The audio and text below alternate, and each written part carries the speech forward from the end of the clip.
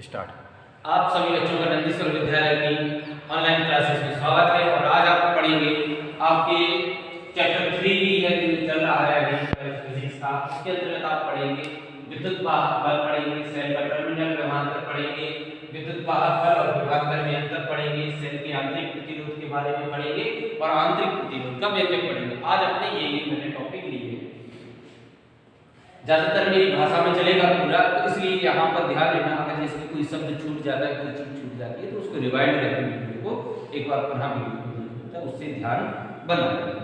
ठीक है, सबसे पहले चर्चा होती है विद्युत वाहक बल। तो देखिए विद्युत वाहक बल किसे कहते हैं, तो सबसे पहले हम इसकी नजर डालते हैं वहां पर सूत्र पर डालते हैं। E बराबर E क्या कहता है, W/Q। W क्या कहता है, W कहता है कार्य को, और ये Q क्या कहता है, आवेश को कहते हैं। तो यानी कि अगर हम सूत्र को देखें तो इसके आधार पर क्या कह सकते हैं कि एकांक आवेश को पूरी परिपथ में चलाने के लिए, परिपथ कैसा होता है, कोई सर्किट बोर्ड है, जैसे कि अपन जैसे कि पंखा चला रहे हैं या कोई चीज चला रहे हैं, बल्ब जला रहे हैं, तो वो क्या है, आवेश को प्रवाहित कर रहे हैं परिपथ में कि नहीं कर रहे हैं। यानी कि एकांक आवेश को पूरे परिपथ में चलाने के लिए जितना हमें कार्य करना पड़ता है वह उसका विद्युत वाहक बल कहलाता है। और इसको किससे दर्शाते हैं, इसको शॉर्ट में ईएमएफ कहते हैं। ठीक है, और इसको हम शॉर्ट में V पढ़ते हैं, यानी कि विद्युत वाहक। इसका मात्रक वोल्ट होता है। E बराबर किसी एकांक आवेश द्वारा हमने W कार्य किया है और एकांक आवेश Q है, तो विद्युत वाहक बल E बराबर W/Q हो जाता है। तो अब आप समझ गए होंगे कि विद्युत वाहक बल किसे कहते हैं कि एकांक आवेश को पूरे परिपथ में चलाने के लिए हमें जितना कार्य करना पड़ता है वह उसका क्या कहलाता है, विद्युत वाहक बल कहलाता है। अब हम इसके बाद आते हैं कि सेल का टर्मिनल विभवांतर किसे कहते हैं। सब में बड़ी बात यह है कि सेल का टर्मिनल विभवांतर किसे कहते हैं। तो अपन क्या करते हैं, जैसे कि मैं चौक ले लिए देता हूं, तो जैसे कि अपना एक परिपथ है, जैसे कि अपना एक परिपथ है और इसमें कोई इंस्ट्रूमेंट मान लीजिए अपना कोई प्रतिरोध जुड़ा हुआ है। ठीक है, तो इस परिपथ में अपन क्या करेंगे, इस सेल का टर्मिनल, और यहाँ पर जैसे सेल जुड़ा है, ठीक है, ये अपना सेल जुड़ा है, ये प्लस चार्ज दे रहा है और ये माइनस चार्ज दे रहा है। ठीक है, अब क्या होता है कि सेल का टर्मिनल विभवांतर जब सेल बंद परिपथ में, क्या हो, जब सेल बंद परिपथ में हो तब उसमें से जब विद्युत धारा प्रवाहित होती है, क्या होती है, जब उसमें से विद्युत धारा प्रवाहित होती है तब उसके विभवांतर को हम क्या कहेंगे, सेल का टर्मिनल विभवांतर कहेंगे। ठीक है, तो यानी कि हमारा क्या कहा गया कि जब सेल बंद परिपथ में होता है, अर्थात जब सेल से धारा दी जाती है तो बाह्य परिपथ में एकांक आवेश को प्रवाहित करने के लिए वह ऊर्जा को टर्मिनल विभवांतर कहते हैं और इसे कैपिटल V से प्रदर्शित करते हैं। किसी सेल का विद्युत वाहक बल उसके टर्मिनल विभवांतर तथा आंतरिक प्रतिरोध के कारण व्यय ऊर्जा के योगफल के बराबर होता है, और सेल का जो विद्युत वाहक बल होता है उसके टर्मिनल विभवांतर से बराबर होता है। तो कहने का मतलब इसमें एक प्रतिरोध अपना कैपिटल R हुआ है और ये जो इलेक्ट्रोड है, इलेक्ट्रोड और अपघट्य है, इसका आंतरिक प्रतिरोध कितना है, स्मॉल r है। तो जो इसका टोटल प्रतिरोध क्या हो जाएगा, R का टोटल प्रतिरोध हो जाएगा यहाँ पर कैपिटल R प्लस R हो जाएगा। ठीक है, और इन दोनों के मध्य जो विभवांतर है, यानी कि इस प्रतिरोध के कारण और सेल के अंदर का जो प्रतिरोध है इसके कारण जो क्या होगा कि आपका जो विद्युत वाहक बल होगा वह इन सब के कारण उत्पन्न हो जाएगा। तो सेल का टर्मिनल विभवांतर क्या कहा है अपन ने कि एकांक आवेश को जब परिपथ पूर्णतः बंद हो उसमें जब प्रवाहित करते हैं एकांक आवेश को, तो हमें जितना कार्य करना पड़ता है तो वह उसका क्या कहलाता है, टर्मिनल विभवांतर। यानी कि एकांक आवेश को जब परिपथ बंद हो तब उसमें अपन प्रवाहित कर रहे हैं तो उसके इस विभवांतर को अपन कहेंगे टर्मिनल विभवांतर। मतलब इन दोनों के सिरों पर जो लगा है वह आपका केवल क्या है, विभवांतर, और इसके जो दोनों सिरों पर लगा है वह आपका क्या है, विद्युत वाहक बल है। और इन सब के कारण जो ऊर्जा अपन एकांक आवेश को चला रहे हैं वह आपका क्या हुआ, टर्मिनल विभवांतर होगा। तो आपको ये बात समझ में आ गई, ठीक है। अब इसके बाद आते हैं विद्युत वाहक बल और विभवांतर में अंतर। तो विद्युत वाहक बल और विभवांतर किसे कहते हैं? तो सेल के दोनों ध्रुवों के बीच, सेल के दोनों ध्रुवों के बीच जो विभवांतर लगता है उसको क्या कहते हैं, विद्युत वाहक बल। मतलब मैंने आपको बताया था ये सेल, यानी कि जो इलेक्ट्रोड है ना, दोनों इलेक्ट्रोड, ये वाला इलेक्ट्रोड और ये वाला इलेक्ट्रोड, तो इन दोनों के मध्य जो विभवांतर उत्पन्न हुआ है उसको क्या कहेंगे, विद्युत वाहक बल कहेंगे। और परिपथ के इन दोनों बिंदुओं के मध्य जो बल लग रहा है, जो कार्य किया जा रहा है एकांक आवेश को प्रभावित करने को, तो उसको क्या कहेंगे, विभवांतर कहेंगे। देखिए जो विद्युत वाहक बल है वह सभी चीजों के लिए इस्तेमाल किया जाए, जैसे कि जनरेटर, सेल और आपकी कई युक्ति जिनसे आप डायनेमो, इन सब में जो भी आपकी जो चीजें, जो भी आप विद्युत ऊर्जा उत्पन्न करते हैं या जिनसे विद्युत धारा प्रवाहित प्राप्त करते हैं, तो वो क्या कहलाएंगे, आपके विद्युत वाहक बल के स्रोत कहलाएंगे, ठीक है, या उनसे विद्युत वाहक।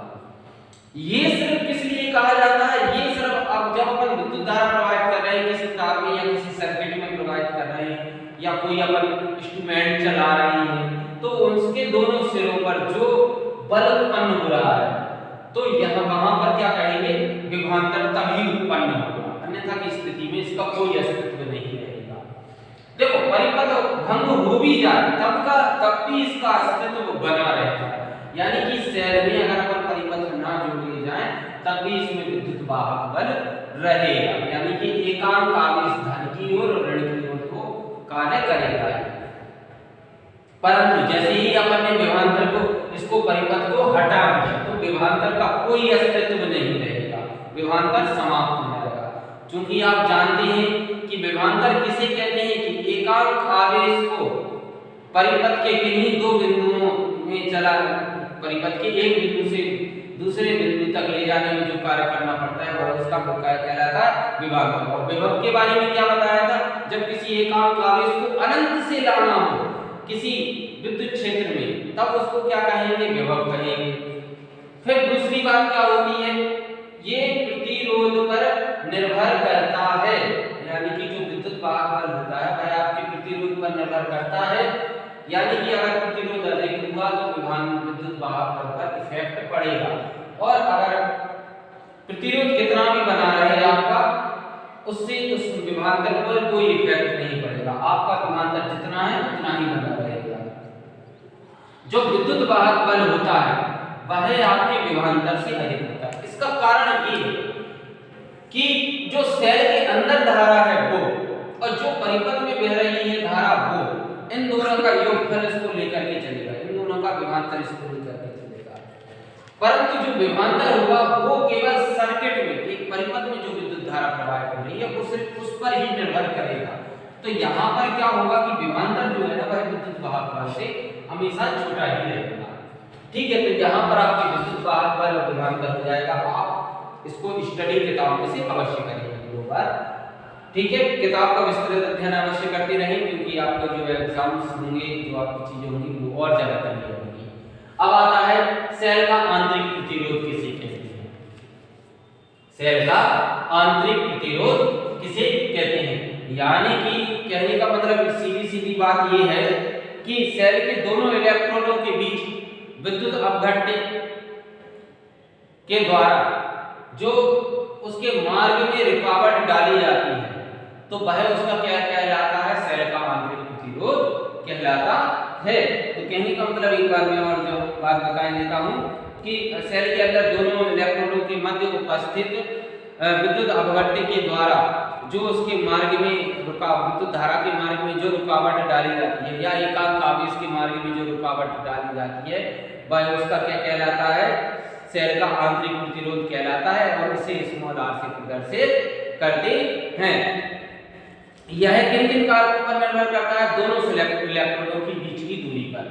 तो देखिए दोनों इलेक्ट्रोडों की अगर बीच की दूरी बढ़ जाती है, यानी कि कहने का मतलब अपना सेल है, 2 इलेक्ट्रोड इसमें डले होते हैं और ये विद्युत अवगत। अगर इन दोनों की दूरी बढ़ा देंगे अपन तो क्या होगा, इन दोनों की दूरी बढ़ाने पर अपन को एकांक आवेश जो रहेगा, जो पॉजिटिव चार्ज से आपका नेगेटिव चार्ज की ओर, यानी कि विद्युत धारा ऐसे प्रवाहित होती है प्लस से माइनस की ओर, और तो यहाँ पर क्या हो जाएगी, तो यहाँ पर क्या होगा कि यहाँ ये जो एकांक आवेश है ये यहाँ से, क्योंकि देखो सेल की जो विद्युत धारा होगी वो पूरी घूम करके कहाँ जाएगी, यहाँ जाएगी। अगर हम खुले परिपथ में ले तो धारा कहाँ से बह रही है, प्लस से माइनस की ओर बह रही है, और बंद परिपथ में यानी कि सेल के अगर अंदर ले तो क्या होगी, विद्युत धारा माइनस से प्लस की ओर क्यों हो गई कि जो ऋण आयन है वो ग्रहण करता है और जो पॉजिटिव आयन है वो दाता है, तो वो लेने के लिए इसके पास जाएंगे, तो यानी कि इन दोनों के बीच में क्या हो जाएगी, दूरी बढ़ जाएगी, तो विद्युत धारा विद्युत अपवर्त्य की मात्रा बढ़ जाएगी, जिसके कारण हमको प्रतिरोध का सामना अधिक करना पड़ेगा। अब दूसरा पॉइंट हम क्या लेते हैं, विद्युत अपवर्त्य में डूबे इलेक्ट्रोडों के क्षेत्रफल पर। तो देखो अगर इनके इलेक्ट्रोडों का क्षेत्रफल बढ़ जाएगा, यानी कि इलेक्ट्रोड लंबे और चौड़े हो जाएंगे, तो उससे क्या होगा कि जो आयनों को है ना उनके इलेक्ट्रोड तक पहुंचने के लिए कम दूरी तय करनी पड़ेगी, तो इस स्थिति में क्या होगा, उसका आंतरिक प्रतिरोध कम हो जाएगा। अब नेक्स्ट पॉइंट क्या लेते हैं, विद्युत अपवर्त्य की सांद्रता। देखो विद्युत अपवर्त्य की अगर हम सांद्रता बढ़ा देंगे तो उसमें क्या हो जाएगा, आयनों की मात्रा अधिक बढ़ जाएगी, जिससे क्या हो जाएगी, उनके मध्य जो है ना समान आयन के बीच प्रतिकर्षण बढ़ जाएगा, जिससे क्या होगा कि उसका आंतरिक प्रतिरोध बढ़ जाएगा। दूसरा हम पॉइंट लेते हैं कि ताप बढ़ाने पर। देखो ताप बढ़ाने पर क्या हो जाएगा, जो आपका आयन रहेगा, विद्युत अपवर्त्य रहेगा, वो कैसा हो जाएगा, पतला हो जाएगा, तो इस स्थिति में क्या होगी, उसके आयन जो उसकी प्रतिरोध है, जो आंतरिक प्रतिरोध है वह कम हो जाएगा।